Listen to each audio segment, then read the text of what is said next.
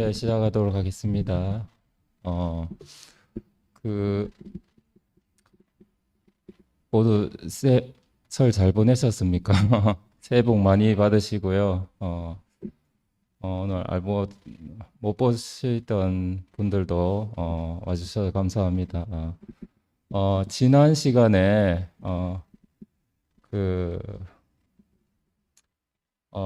너희 관용을 모든 사람이 알게 하라 이렇게 말씀을 해주셨는데 어, 사실 이 빌립보서가 옥중에서 바울이 적었다고 하는데 그 옥에서 뭐가 그렇게 넘칠 게 있겠는가 이런 생각을 하면서 제가 들었습니다. 근데 들으면서 우리가 옥에 갇힌 게 아니고 하나님께 붙잡힌 사람들이구나 하는 생각을 하게 됐고 그래서 참 우리를 이렇게 관용이 넘치게 이게 일이 아니고 넉넉함의 고백이더라고요. 네.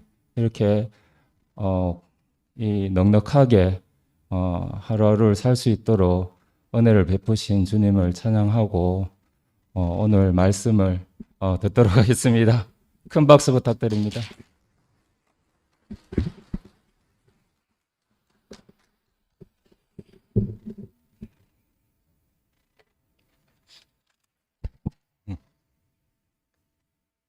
안녕하십니까.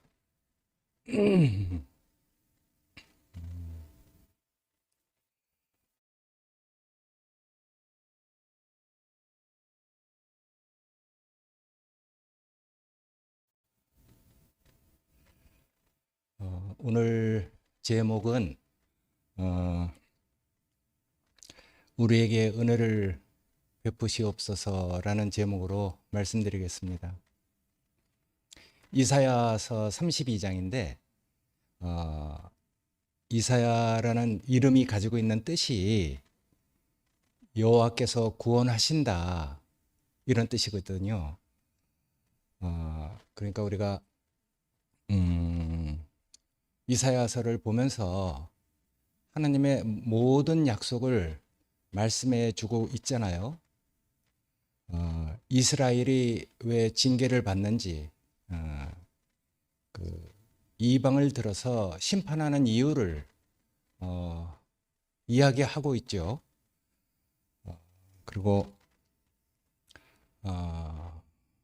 하나님께서 이스라엘을 심판하시고 징계를 하시지만은 이스라엘이 완전히 망해버리면은 하나님의 약속이 무엇이 되겠어요? 아무것도 아닌 것이죠. 그래서 이스라엘을 징계하고 이방을 심판하는 것을 말하고 있지만은 하나님의 약속이 이스라엘을 통해서 어떻게 지켜질 수 있는가 그것을 말씀하고 있는 것이거든요. 그러니까 이사야가 가지고 있는 이름의 뜻처럼 여호와께서 구원하신다. 이스라엘을 그 상황에서 어떻게 구원하시는지 그걸 성경을 통해서 말씀하고 있는 것이잖아요. 성경이라는 것이 참 놀랍고 신기한 책이라는 것이 항상 예전에 있는 어떤 역사를 얘기하는 것 같지만은 항상 현재적으로 일어날 수 있는 어떤 일을 조망하고 있대요. 그러니까 성경 얘기가 남의 얘기가 아니죠. 바로 우리의 얘기가 될 수 있고 현재 이사야가 가지고 있는 이름의 뜻처럼 하나님이 분명히 우리를 구원하실 거다. 그러니까 하나님이 은혜를 베푸셔야 되잖아요. 그래서 어떻게 이스라엘이 지켜질 수 있었던가?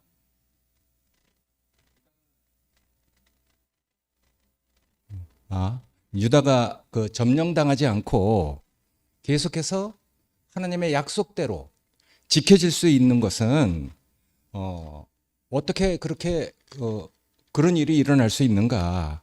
그걸 얘기하고 있거든요. 그러니까 이스라엘이 처해 있는 상황 정말 바람 앞에 등불처럼 정말 위태위태하고 뭐 큰 바람만 불으면 이제 꺼져버리는 것이죠. 아수르가 막 침공에 들어왔어요. 제국이 일어나서 이스라엘이 다 점령당하고 겨우 예루살렘만 남았거든요. 그러니까 싸울 상대가 못 되는 것이죠. 18만 5천 명이 그 작은 성 예루살렘을 다 에워싸고 있는데 그 어떻게 견뎌내겠어요? 근데 하루 사이에 이상한 일이 벌어진 것이거든요. 18만 5천 명이 한꺼번에 다 죽고 왕은 도망쳐서 자기 아들들한테 또 살해를 당하고 이런 일이 이렇게 벌어져서 이스라엘 겨우 성 하나 남은 것이 지탱하고 유지될 수 있었던 것이거든요. 그러니까 이런 일들을 보면은 정말 하나님의 개입이 없었다면은 있을 수 없는 일이라고 우리가 말할 수 있잖아요. 그래서 이 이사야를 통해서 이스라엘과 유다에 대한 하나님의 그 징계가 주변 국가들에게는 어떻게 심판이 됐는지, 그리고 또 하나님의 그 약속이 이런 새 시대에 대한 하나님의 약속이 어떻게 지켜질 수 있는가, 그 지켜지는 데 있어서 누가 이사야처럼 이사야를 따랐는가를 말하고 있거든요. 그러니까 이사야는 분명히 주변에 있는 그 모든 국가들이 막 대제국으로 일어났지만은 저거는 타다가 치익하고 꺼진 부직갱이다. 그러니까 이사야는 하나님이 그 여호와가 나의 힘이다, 그런 것을 경험한 사람이거든요. 그래서 내 노래고 내 기쁨이다. 무슨 배짱으로 하는 게 아니라 이사야 눈에는 그렇게 보인 것이죠. 그러니까 여호와가 나의 힘이다, 이렇게 말하는 것이잖아요. 그리고 다 왕들이 자기를 좀 이렇게 정말 같은 마음으로 이렇게 서주기를 원했어요. 근데 기도를 하잖아요. 다 가고 아무도 없습니다. 나만 남았습니다. 이렇게 얘기하니까 하나님께서 이상을 보여주시고, 그렇지 않다, 내가 바알에게 무릎 꿇은지 아는 자 7천을 남겨뒀다, 이런 이상을 보잖아요. 그리고 또 정말 고맙게도 역대 왕들이 다 따르지 않았어. 우시야, 요담, 아하스 이런 왕들은 다 따르지 않았는데 히스기야도 맨 처음에 말을 안 듣다가 나중에는 이사야하고 같은 마음이 됐잖아요. 그래서 이제 이스라엘이 지켜질 수 있었던 것이죠. 그래서 정말 이런 히스기야 왕이 어떻게 새 시대에 이런 사람들을, 또 이런 상황을 이길 수 있는가를 얘기하고 있는 것이거든요. 여기 보면은 그렇게 얘기해요. 보라, 장차 한 왕이 의로 통치할 것이요 방백들이 공평으로 다스릴 것이다, 이런 얘기를 하거든요. 한 사회가 정말 억울함이 없는 그런 사회가 되는 것은 사실은 모든 민족이 다 바라고 있는 것이잖아요. 우리도 그걸 바라고 있죠. 사람은 혼자 살 수 없으니까 시족사회에서 부족사회로, 그리고 더 큰 사회로 이렇게 커져가면서 나라를 이루고 살잖아요. 근데 이렇게 나라가 커질수록 외세에 대한 그 침략은 막을 수 있지만은 내부적으로는 더 억울한 일이 생길 수도 있는 것이죠. 고통이 더 커질 수도 있어요. 이럴 때 나라를 이루면서도 그 사회가 정말 공의로운 사회가 되려면은 그렇게 다스리는 왕이 나와야 되는 것이거든요. 우리가 그런 것을 다 맛본 사람들입니다. 예. 그래서 이 히스기야 왕이 어떤 사람이라는 것을 말하고 있습니다. 그 사람은 광풍을 피하는 것이고 폭우를 피하는 그런 사람과 같을 것이다, 이렇게 얘기를 했어요.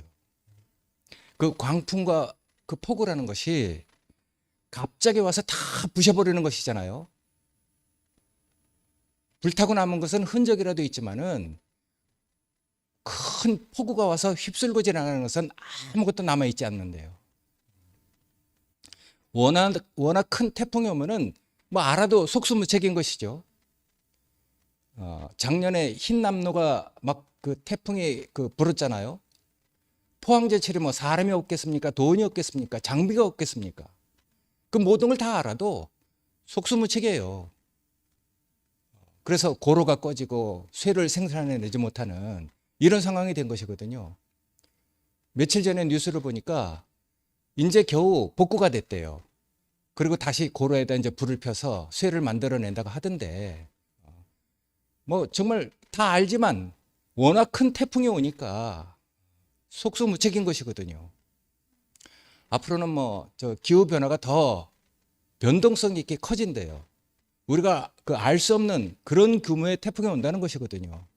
그런 것이 우리 인생에게 불어닥치면 어떻게 되겠어요? 그 물질적인 것, 그 표면적인 것은 우리가 어쩔 수 없다 치더라도 내 인생 안에, 구체적으로 하면 내 생각 안에, 내 마음 안에, 내 인성 안에, 내 인식 안에 그런 것이 확 불어닥치면은 그 어떻게 견디겠어요? 그러니까 이런 것들이 오면은 정말 당연할 수 없는 것이거든요. 세상이 와서 갑자기 다 쓸어간다. 근데 이제 공의의 왕이 있어서 그런 것들을 피할 수 있는 것이 된다면은 우리는 얼마나 안심하고 살 수 있는 그런 사회가 되겠습니까? 그래도 내 안에서는 그런 것들이 얼마나 놀라운 것이 되겠어요. 그러니까 우리가 그런 사람이 없다면 몰라도 성경에 그런 사람이 있고 또 우리도 작지만은 그런 경험을 하잖아요.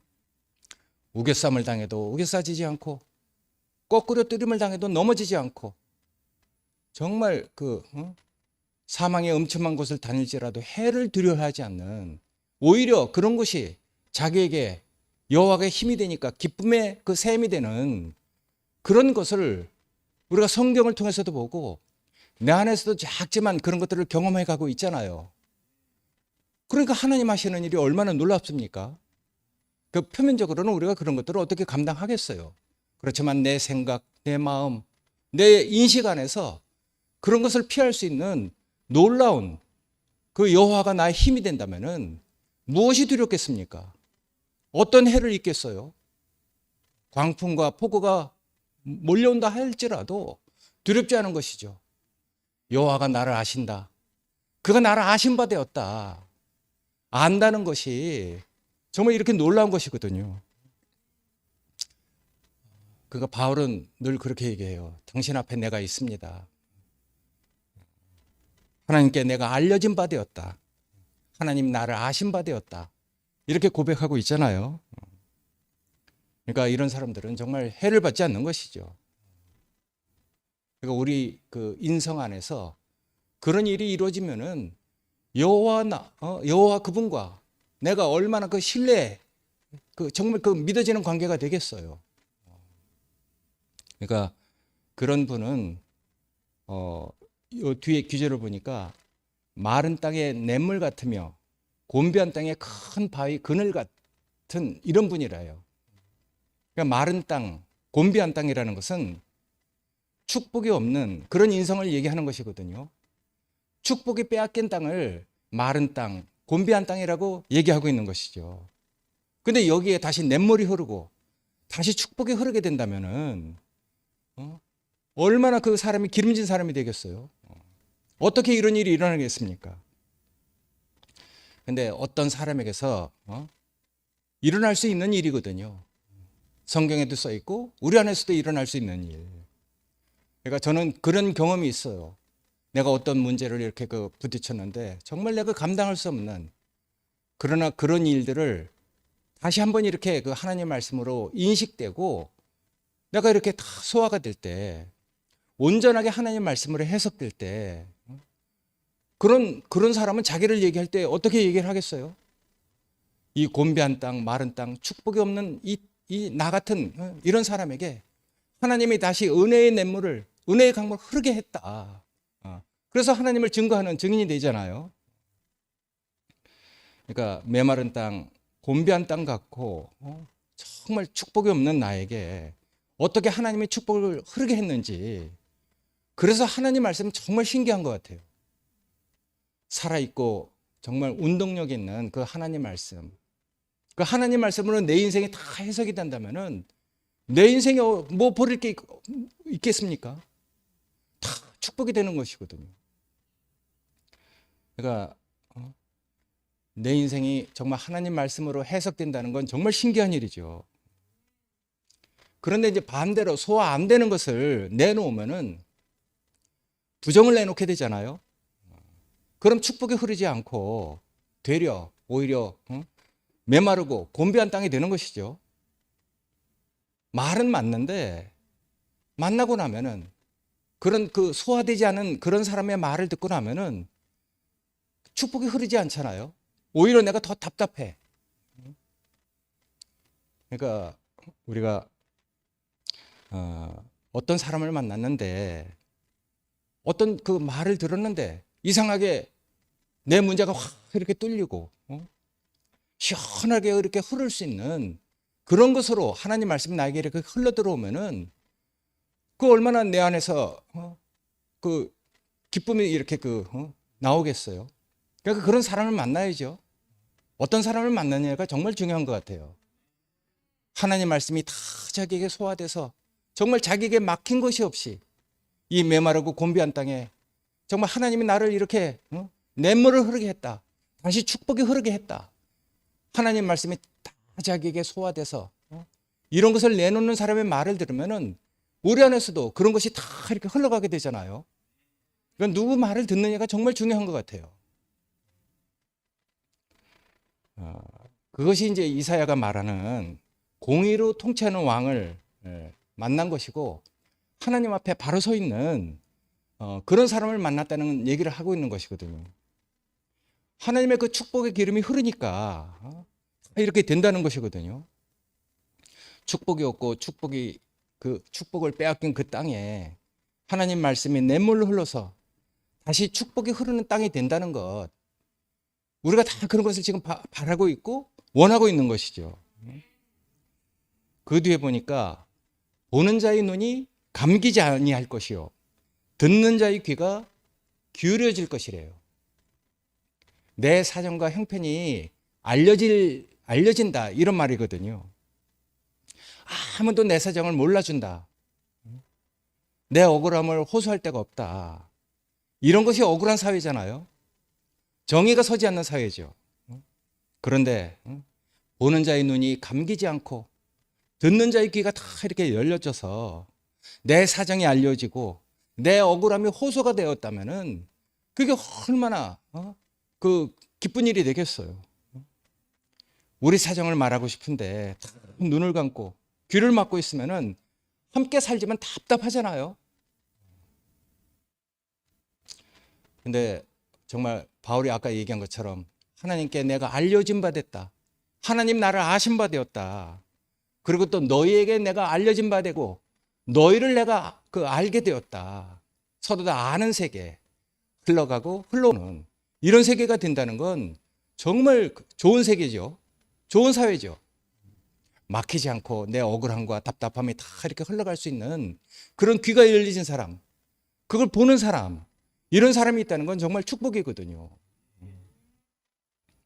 우리 사정을 다 쏟아낼 그런 곳만 있어도 사실은 절반은 치료가 되는 것이래요. 교회 와서 어디에도 말 못할 사정을 털어놨는데 구체적으로 뭐 답이 없어도 듣는 사람이 내 마음, 내 사정을 이해해 주는 것만으로도 우리가 숨쉬고 살 수 있는 사회가 되잖아요. 구체적으로 자기가 뭐 문제가 해결된 것이 아니야. 그런데 그 사람이 그래도 나한테 귀 기울여주고 따뜻한 마음으로 나를 이해해 주는 그런 느낌만 받아도 얼마나 그게 마음이 편안한 것이 되겠어요. 그래서 이런 것들을 1절에서 말하고 있는 것이거든요. 왕과 방백들이 바른 의가 흐르는 그런 사회를 만들어 갈 것이다. 이런 것을 얘기하고 있는 것이거든요. 그러니까 절망적인 상황에서 그런 사회를, 그런 왕이 나타난다는 것을 이사야는 말하고 있는 것이거든요. 그리고 또 그런 사회가 결국은 하나님의 약속대로 이스라엘이 지켜지면서 그런 사회가 유지될 수 있게 됐어요. 그러니까 여기서 정말 공의의 왕이 나타나면은 다 이런 일이 이루어진다고 얘기하고 있는데, 공의라는 것이 무엇인가? 여기서 보면은 그건 하나님의 본성과 관계된 이런 것을 얘기하고 있는 것이거든요. 이 말 속에는 사실은 우리에게도 요구되는 것이 있어요. 이 말 안에는 하나님 자신의 그 본성에 적합하도록 우리에게 요구되는 것도 있다는 것을 우리가 알아야 되는 것이거든요. 왜 하나님께서는 우리에게 의를 요구하시는가? 그건 하나님의 의로운 분이니까. 그래서 정말 자녀인 우리에게도 그걸 요구하시는 것이거든요. 이런 하나님의 그 요구가, 그 공의라는 말이 신약에 오면은 약간 구약에 있는 그런 말하고 의미하고 뜻이 약간 달라져요. 구약에서 말하는 채테크, 공평하고 균등하고 올바라야 된다, 이런 것들은 우리가 아는 대로 구약의 성경은 표면적이고 물질적인 세계니까, 그리고 다 형제들이잖아요. 다 공평하게 살아야 되니까, 다 균등하게 살아야 되니까, 그런 올바른 것이 있어야 된다고 그렇게 생각하기 때문에, 그래서 50년 희년이 되면은 이런 일 저런 일이 다 있고 부가 한쪽으로 쓸렸다 할지라도 그 땅만은 다 돌려주는 이런 제도를 만든 것이거든요. 구약의 개념은 그래요. 근데 그런 개념이 신약에 와서는 달라지잖아요. 표면적이고 물질적인 세계가 신약에 와서는 영적이고 인격적인 세계로 바뀌어집니다. 그러니까 말과 뜻이 달라지는 것이죠. 그래서 신약이라는 데서 의라는 것은 헬라어로 디카이오시네 이런 말로 이렇게 말이 바뀌어지는데, 그 뜻은 우리가 다 여태까지 들었던 말대로 하나님 앞에 마땅히 있어야 할 사람의 상태, 그걸 얘기하는 것이거든요. 하나님과 합당한 관계에 있는 그런 상태, 우리가 그걸 얘기하고 있어요. 우리가 다 그걸 느끼고 살았던 사람들이잖아요. 그렇지 못할 때 하나님 나를 어떻게 다루셨는지, 내 자신을 어떻게 드러나게 했는지, 우리가 다 빛을 만난 사람이기 때문에, 말씀을 들은 사람이기 때문에 하나님 앞에서 올바로 있어야 할 상태를 우리가 다 경험한 사람이죠. 그걸 다 아는 사람이 됐어요. 하나님과 올바른 관계, 하나님 앞에 올바른 위치, 그게 하나님이 우리에게 바라는 의라는 것이거든요. 누구나 하나님과 올바른 관계 안에 있다면은 거기서 이제 불평등이 사라지는 것이죠. 그래서 이런 인격적이고 영적인 그런 세계 안에서 우리가 그런 것들을 다 형제를 통해서, 또 내 자신도 그런 사람이고 그런 것을 다 그렇게 공감하고 느낀다면은 그런 것이 얼마나 편안한 사회가 되겠어요. 사실은 근데 이런 구약에서 말하는 공평한, 균등한, 올바른 사회를, 이 표면적이고 물질적인 세계, 이런 세계를 역사 안에서 보면 어떤 왕도 만들어내지 못했어요. 이스라엘 민족은 아까도 말씀드렸지만 더불어 같이 살아야 되니까, 같은 형제들이니까 그래야 된다고 생각했던 것이거든요. 그러니까 50년 희년이 되면은 뭐 부는 뭐 이동하는 그 그런 것들은 뭐 다 차이가 있을지라도 가장 기본이 되는 땅은 다시 이제 희년으로 이렇게 되돌려서 다시 그걸 되찾는다는 것이거든요. 그러니까 그런 것이 이제 그 구약에서 그 의미하는 공평하고 균등하고 올바른 그런 뜻이라고 그랬어요. 그런데 이 신약에서는 그런 것이 의미가 달라지니까 인격적이고 영적인 세계로 이렇게 바꿔지는 것이니까, 사실은 구약의 그런 제도나 그런 이상은 이 땅에서도 한번 실현해 보려고 했어요. 그것이 이제 80년인가 90년 전에 생긴 공산주의 아니겠어요? 경제적인 측면에서 정말 그걸 공평하고 균등하게 만들려고 추구했지만은, 권력에 있어서는 공평하고 균등한 것이 아니라 절대적인 권력을 만들어낸 것이잖아요. 그러니까 이게 그 표면적이고 이 물질적이고 육적인 세계에서는 이게 정말 있을 수 없는, 이루어질 수 없는 그런 세계인 것 같아요. 그래서 할 수 없이 이 신약의 세계로 옮겨지는 것이거든요. 그러니까 정말 모든 것이 평등하다. 누구나 차별이 없다.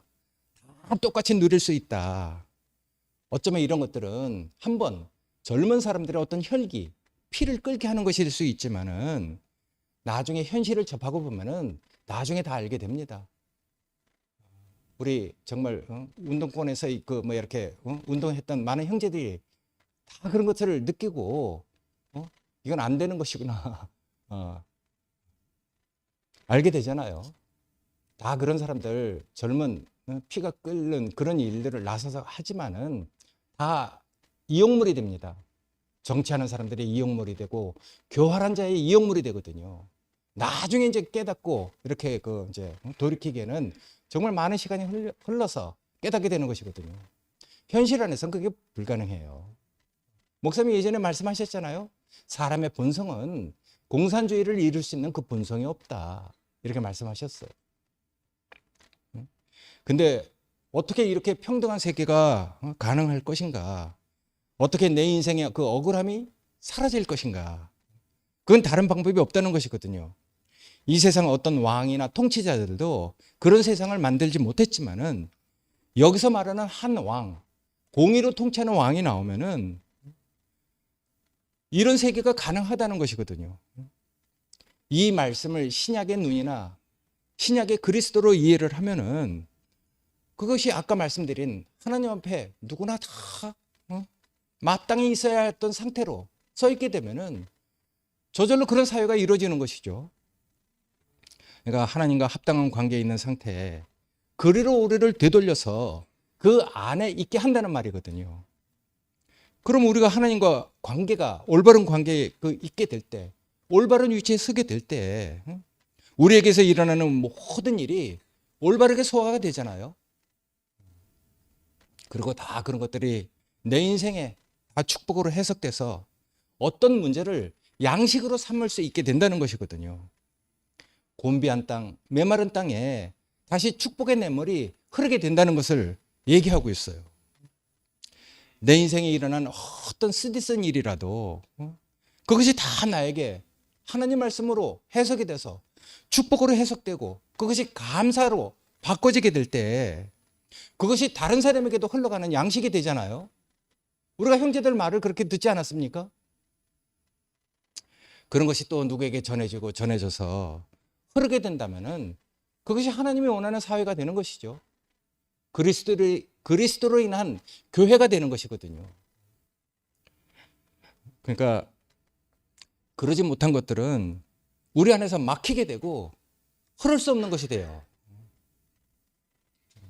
뭐 작은 일이지만은 여기 앞에 있는 윤치하고 상근 형제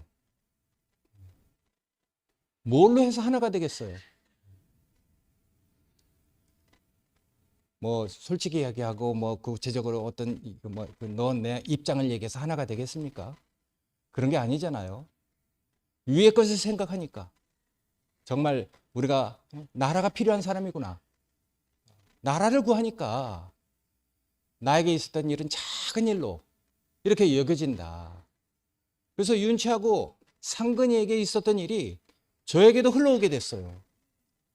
요번에 우리 다톡방에서 갑자기 구체적으로 이름을 거론해서 죄송합니다. 이영일 형님이 초대됐잖아요. 근데 그 형님하고 나하고는 정말 많은 상처가 있어요. 그 형님도 그렇고 나도 그렇고 서로가 상처가 된 것이죠. 그래서 초대가 됐을 때 제가 사실은 좀 불편했어요. 그래서 정말 내가 사랑방이 아니라 그 다톡방에다 글을 썼는데 내가 불편하다. 그리고 이제 그 말을 썼잖아요. 김 목사님에 대해서 나는 그렇게 이해를 했어요. 있는 그대로 이해를 했거든요. 근데 그 사람은 모르니까 7년의 그 어떤 그 상처를 가진 그 이후에 변화된 그 사람을 내가 몰라요. 그러니까 난 예전에 그 사람으로 알고 있으니까 그런 사람으로 저런 말을 했다. 난 이렇게 생각했거든요. 근데 그 형님을 중재하는, 변호하는 사람들의 말을 들으니까 달라. 내가 생각하는 거하고 달라. 그래서 저도 윤채하고 상근회하고 있었던 일이 저에게도 흘러들어오게 됐어요. 그래서 저도 마음을, 귀를 열어놓게 됐어요. 혹시 내가 잘못 생각하고 있는지도 모르겠다. 어떻게 보면 저에게 작은 광풍과 폭우가 닥친 것이죠. 근데 나중에 이제 그 변호하는 사람의 말을 듣고, 그리고 또 앞에 윤치하고 상근이가 그렇게 살았기 때문에 그런 것들이 나한테 흘러 들어와서 나도 정말 마음을 바꿔야 되겠구나. 우리 사이에 있었던 일이 나도 정말 이게 지극히 작은 일 아닌가. 이렇게 느껴졌어요. 그래서 내가 다시 그분을 알아야 되겠다. 그래서 아직도 잘은 모르지만은 그 형님의 말씀을 듣고 싶었어요. 그래서 여기 와서 말씀해달라. 제가 이렇게 말한 것이거든요. 그러니까 뭐 형님하고 전화를 했어요. 형님이 전화를 주신 것이 정말 감사하거든요. 형님이 먼저 전화를 주셨어요. 그러니까 형님만한 아우가 없는 것이죠. 형님이 정말 감사합니다. 그래서 막 이래저런 말을 했는데 전 그렇게 얘기했습니다. 형님 입장과 제 입장이 어떻게 만나서 하나가 되겠습니까? 형님은 형님대로 옳고 나는 나대로 맞습니다. 그런 걸 얘기해서 윤채하고 상근이가 하나 된 거 아닙니다. 위의 것을 생각하니까 우리 사이에서 있었던 그 일이 지극히 작은 일로 이렇게 보인다 하지 않았습니까? 형님하고 나하고 형님은 형님대로 옳고 나는 나대로 옳은데 그런 걸 가지고 우리가 허심탄회하게 얘기해서 하나가 되겠습니까? 저는 절대로 그런 걸 가지고 하나가 될 수 없다고 생각합니다. 형님도 위의 것을 구하는 분이고 저도 정말 다른 것을 구하는 분이니까, 그런 사람이니까 그런 것으로 우리가 하나 되지 않겠습니까? 이렇게 말씀드렸거든요. 그래서 형님도 나중에 와서 이 앞에 서서 형님이 정말 무엇을 중요하게 여기는지 그것만 얘기해도 저는 문제가 다 해결됐다고 생각합니다. 그러니까 우리 안에서 있었던 어떤 그 쓰디쓴 일이라도 그것이 하나님 말씀으로 해석되고 그것이 축복이 되고 감사가 될 때 다른 사람에게도 흘러가고 흘러오는 그런 양식이 되잖아요. 근데 그렇지 못한 것은 우리에게 다 막힌 것이 됩니다. 하여튼 내 앞에서 이렇게 어떤 막힌 것을 뚫어주는 이런 사람들이 있기 때문에 제가 정말 그런 사람들을 보고 이렇게 가는 것이거든요. 그러니까 누가 앞서고 누가 뒤서겠어요. 그러니까 그리스도가 어떻게 공평하게 되느냐, 그리스도 안에서 어떤 차별도 없다 이렇게 말을 하는데 현실을 보면은 이해가 안 될 때도 많잖아요. 저 사람은 머리도 똑똑하고 깨닫는 것도 빠르고 영특하고 언변도 좋고 많이 배우고 많이 가졌다고 그 축복이 흐르는 거 아니라는 거 우리가 다 알잖아요. 그리고 그리스도를 우리가 알아가는 데 있어서 그런 것들은 좀 차이가 있을 수도 있죠. 뭐 경험이나 소유나 이런 것들 다 차이는 있을 수 있어도 사실은 그리스도가 우리에게 누려지는 거는 그건 차별이 없다고 생각합니다. 깨닫고 이런 것들은 다 차이가 있을지라도 하여튼 그리스도를 누리는 데 있어서는 다 공평한 것이니까. 시편에 보면 그런 말이 있어요. 배들을 바다에 띄우며 큰 물에서 일하는 자는 하나님의 행하신 일들과 그 기이한 일을 깊은 바다에서 본다고 그랬어요. 깊은 바다로 가면 더 위험한 일이 많이 생기는 것이거든요. 더 큰 풍랑을 만날 수도 있고 더 큰 위협에 빠질 수도 있어요. 근데 깊은 바다로 가면은 더 깊은 것을 볼 수 있다는 것이거든요. 더 많은 것을 누릴 수 있게 된다는 거예요. 조그만 냇물에서 누리고 강에서 누리는 거하고 바다에서 누리는 건 차원이 다른 것이죠. 그래서 공평한 것 같아요. 냇물이 좋은 사람, 거기가 안식이 되는 사람은 거기 있으면 되고 또 더 정말 더 큰 것, 사람 따라 기호가 다 다르잖아요. 그러니까 다 공평한 것 같아요. 왜 나는 더 많은 어려움을 겪어야 되나? 나는 왜 내가 이렇게 사서 고생을 하나? 응? 할 수도 있지만은 이 말씀을 보면은 그 사람은 더 깊은 은혜를 누리기 때문에 불평할 것이 다 없어져요. 그러니까 그런 점에 있어서는 하나님의 베푸신 은혜가 우리에게 정말 공평하다 할 수밖에 없는 것이죠. 근데 그 뒤에 6절 이런 걸 보면은 어리석은 자, 반대 제자는 그 반대되는 자를 얘기하고 있거든요. 어리석은 자는 어리석은 것을 말하며 그 마음에 불의를 품어 간사를 행하며 패역한 말로 여호와를 거스르며 줄인 자의 마음을 비게 하며 목마른 자의 마시는 것을 없앤다. 목말라서 물을 마시려고 하는데 그 물마저 없앤대.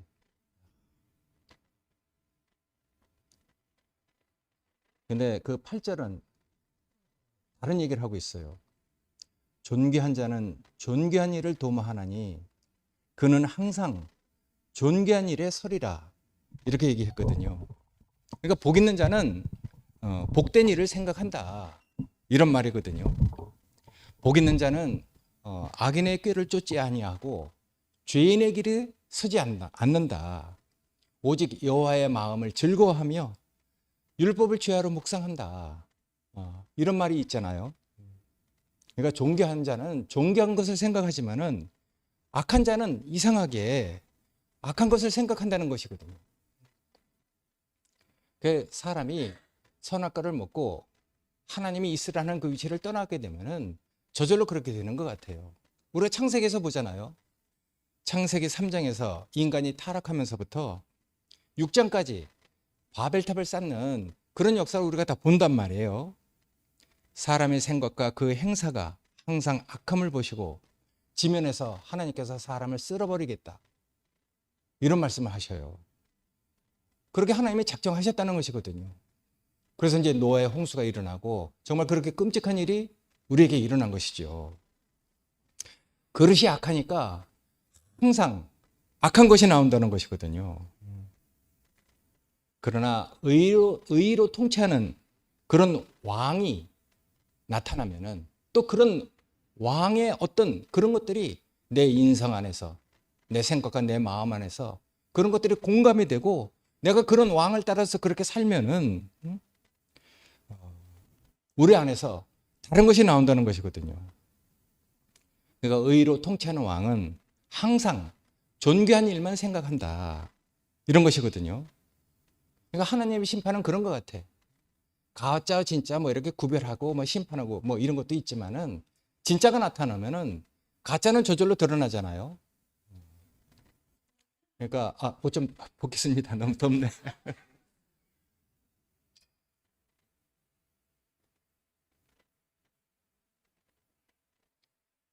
그러니까 공기나 물이나 햇빛 이런 것들은 내가 진짜다 하고 떠벌리지 않아.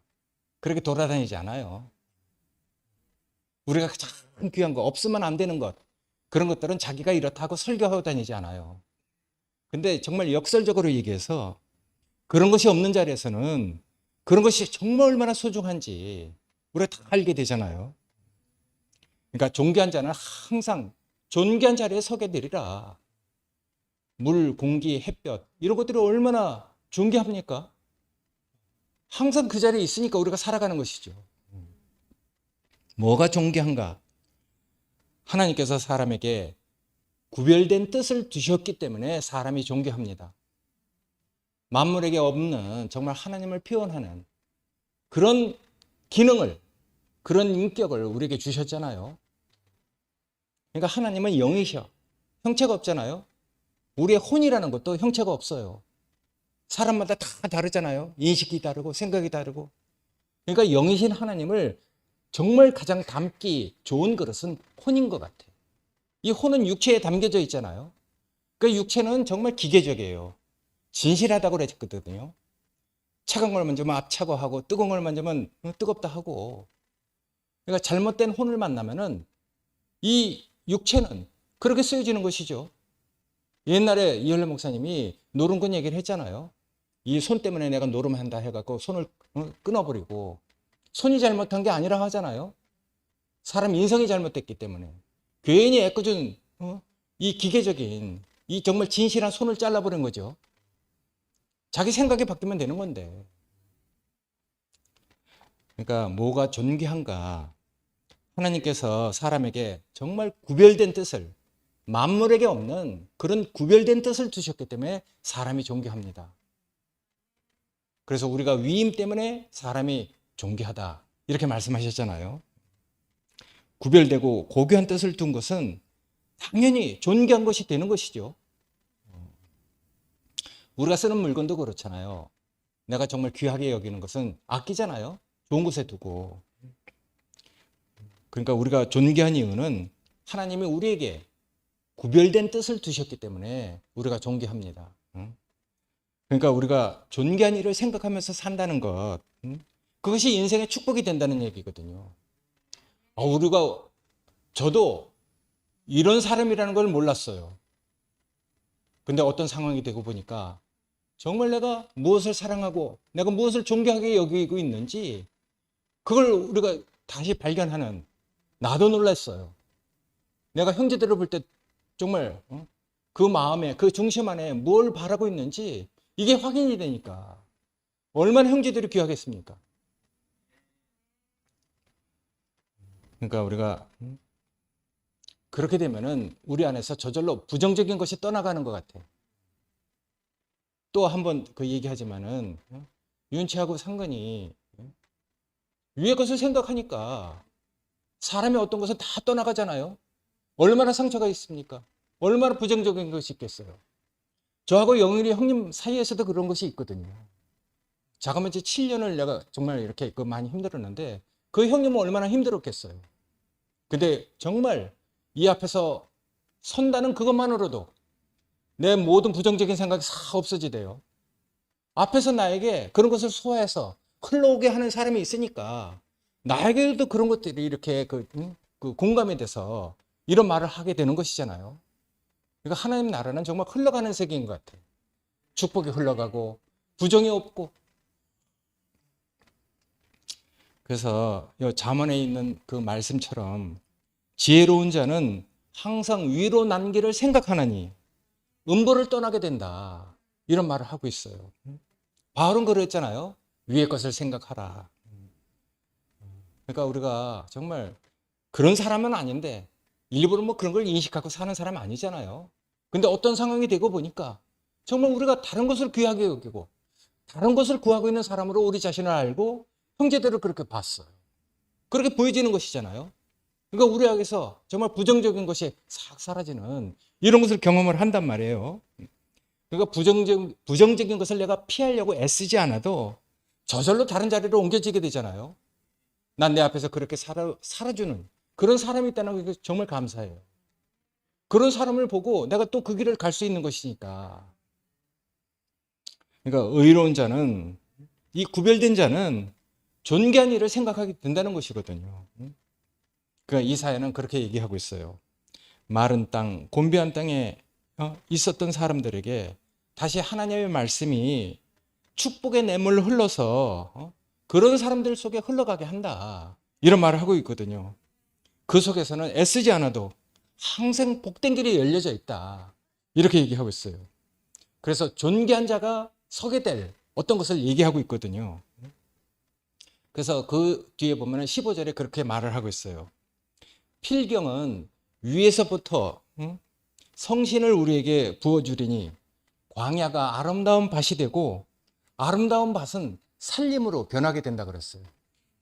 광야가 아름다운 밭이 되고 그 살림이라는 것은 그 밭이 아주 우거지고 풍성한 것을 의미하는 것이거든요. 그러니까 성신이 우리에게 부어지는 것, 그럼 광야에 그 메마르고 곤비한 땅이 다시 정말 하나님의 밭이 되는 것이죠. 우리가 하나님의 밭이 된다는 것, 하나님이 우리 인생을 통해서 추수할 것이 있는 그런 하나님의 밭이 된다는 게 얼마나 감사한지 몰라요. 하나님 앞에 바로 서 있을 때, 하나님 앞에서 합당한 위치, 그런 상태에 있을 때 그런 일들이 일어난다는 것이거든요. 그때 공평이 광야에 거하며 의가 아름다운 밭에 있으리니 내 백성은 화평한 집과 안전한 거처와 조용히 쉬는 곳에 있으려니와 이제 반대되는 것을 얘기하거든요. 먼저 그들이 살던 터는 우박에 상하고 성읍은 파괴되리라. 이렇게 얘기하고 있어요. 그런데 모든 물가에 씨를 뿌리고 소와 나귀를 그리로 모으는 너희는 복이 있으리니 이런 말을 하고 있거든요. 그러니까 우리가 이사야서를 보면서 옛날 그 역사를 얘기하는 것이 아니라 현실 안에서 그렇게 일어날 수 있는 그 조그만 어떤 일들이 우리 안에서도 이렇게 공감이 되고 정말 이사야는 이스라엘이 하나님의 약속을 따라서 어떻게 지켜지는가, 어떻게 유지되는가 그것을 얘기하고 있거든요. 정말 우리가 늘 하나님의 그 말씀을 따라서 화평한 집과 안전한 거처와 조용히 쉬는 곳으로 우리를 이끄시는 그런 주님이 계시다는 게 너무 감사하고 늘 이스라엘이 지켜지는 것을 보고 하나님의 약속이 이스라엘을 통해서 이사야가 말하는 그 이름의 의미처럼 하나님은 구원이시다. 그래서 하나님이 어떻게 이 이스라엘에게 은혜를 베푸는가를 얘기하고 있는 책이거든요. 그래서 이사야를 보면서 정말 이런 그 하나님 하시는 일에 대해서 소망을 갖게 되고 우리가 하나님이 하시는 일이 정말 옳구나, 맞구나 하고 우리가 정말 그리스도를 따르는 이런 사람들로 우리가 이렇게 서 있다는 것이 너무 감사하다는 생각이 들었습니다. 네, 고맙습니다.